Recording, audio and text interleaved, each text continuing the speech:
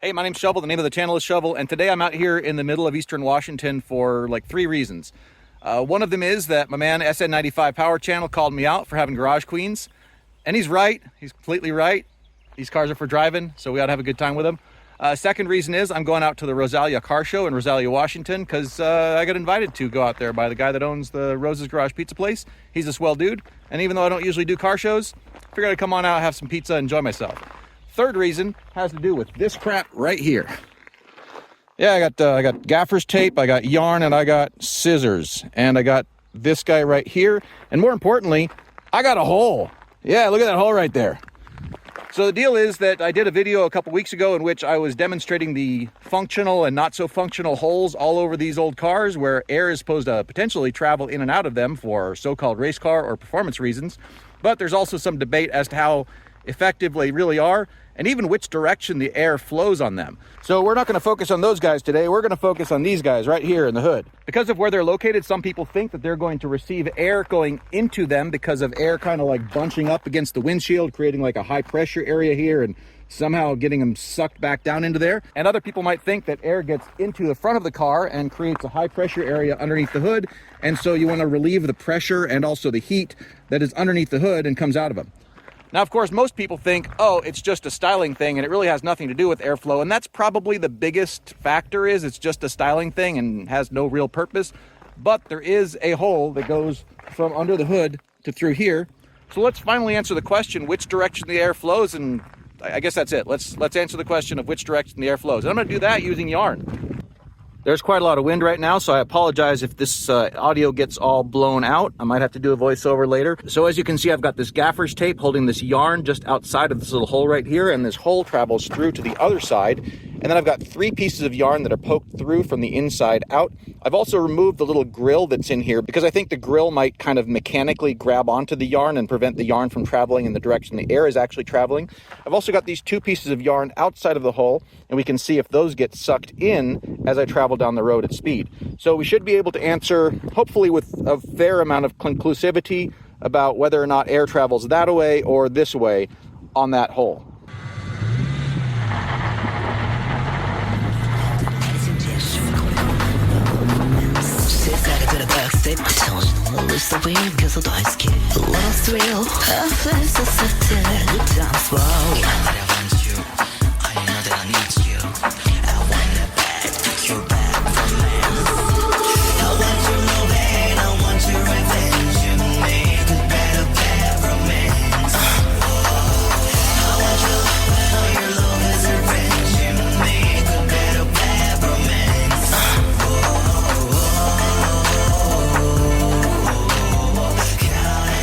Back home, it's a few hours later. I'm a little bit sweaty because we were walking around out there under the hot sun, but we were taking a look at all the different cars people brought to the show in Rosalia and just had a good time looking at all that stuff. I'm not a super social dude, so I didn't really have any friends out there that I knew that I could go hang out with and chill with or anything like that, but I enjoyed a tasty beer. We had some ice cream, we had some pie, got all, fat kid happy and whatever. So before we talk about the yarn and which direction the yarn went, I just want to show you a little bit from the show, not too much. Take a look.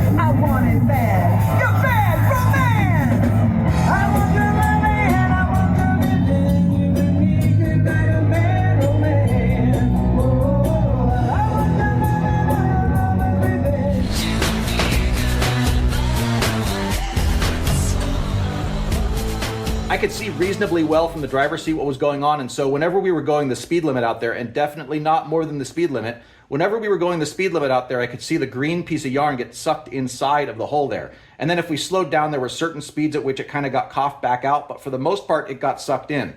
After we got to the turnoff to go to Rosalia, I decided that maybe that long tail of the yellow yarn from inside was kind of making it get stuck on the outside just by having that much exterior wind resistance. So I cut it short, but there's only a little short section where you can go 50 miles an hour between that turnoff and the downtown district of Rosalia. So really not a whole lot of education got pulled in that direction. Once we parked to go check out the show, just to avoid any weird people saying or thinking any wackadoo stuff, I took away the green ones that were outside of this, and I left the yellow ones in, but I tucked them inside just so that they were kind of tucked in here in this little vestibule. And the interesting thing from that is then when we drove home and definitely didn't go any faster than the speed limit of 60 miles an hour, because that's the speed limit, it looks as though in the absence of having any tails kind of dangling out the outside, they actually got sucked the rest of the way in. There's kind of this little shelf, and that's where I just kind of stuffed them into, so that doesn't automatically make them fall down through the hole. But by the time I got home, they had clearly all been drawn back in through the hole. Probably worth mentioning, because I don't think I said this before, this car is stock ride height. It also has the stock air dam in place, or aftermarket reproduction air dam in place. So from an aerodynamics perspective, this thing should be pretty much, stock as it left the factory. It also has the little gasket at the back of the hood still intact. I'll show you what I mean.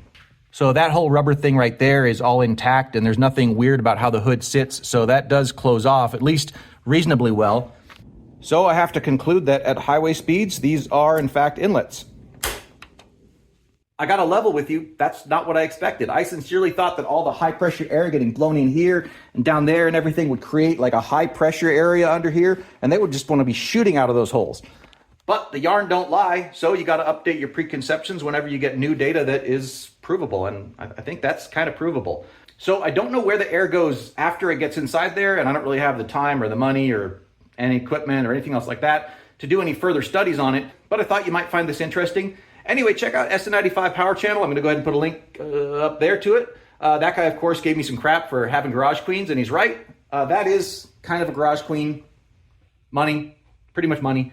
But this one here is fun to drive, and at some point I probably got to sell it because of money. So if you happen to have any idea of what you think this car is worth, check out my other Save a Stang videos. You can see what I've done with it so far. If you think you have any idea of what a 1996 V6 Mustang that's in pretty good shape, coast to coast ready, is worth, let me know in the comments down below. Check out SN95 Power Channel, and check out the town of Rosalia, Washington if you're looking for a place to buy a house out in the country. It's kind of beautiful out there. Thanks for watching.